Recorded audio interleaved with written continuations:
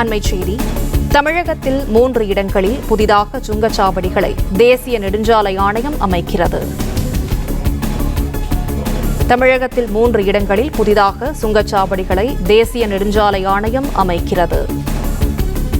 விழுப்புரம் மாவட்டம் நங்கிலிகுண்டான், திருவண்ணாமலை மாவட்டம் கரியமங்கலத்தில் புதிய சுங்கச்சாவடிகள் அமைகின்றன.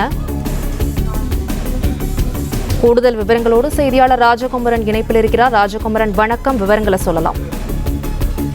தமிழகத்தில் இருக்கும் தேசிய நெடுஞ்சாலை சுங்கச்சாவடிகளில் ஏற்கனவே 70க்கும் மேற்பட்ட சுங்கச்சாவடிகளில் இந்த சுங்க கட்டணம் வசூலிக்கப்படுகின்றது.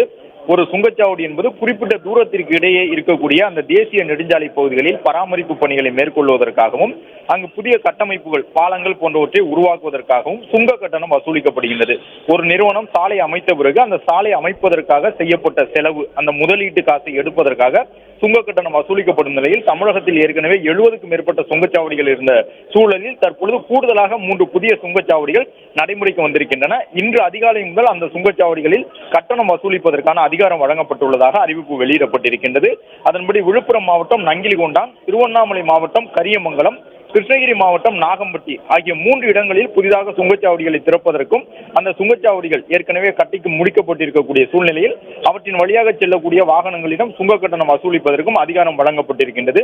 நங்கிலிகுண்டான் சுங்கச்சாவடியில் ஒரு முறை சென்று வருவதற்கான கட்டணம் 60 ரூபாயிலிருந்து 400 ரூபாய் வரையும், ஒரு நாளில் திரும்பி வரக்கூடிய கட்டணம் 95 முதல் 600 ரூபாய் வரையும் நிர்ணயம் செய்யப்பட்டுள்ளது.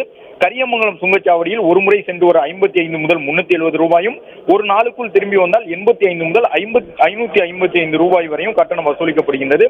இவ்வாறு 3 இடங்களில் புதிதாக சுங்கச்சாவடிகள் திறக்கப்பட்டிருக்கக்கூடிய சூழ்நிலையில் இந்த சுங்கச்சாவடிகளை பொறுத்தவரை திண்டிவனம் முதல் கிருஷ்ணகிரி வரையிலான சாலையிலும், அதே போன்று கரியமங்கலம் நங்கிலிகுண்டான் என்ற மேலும் 2 இடங்களிலும் திறக்கப்பட்டுள்ளது.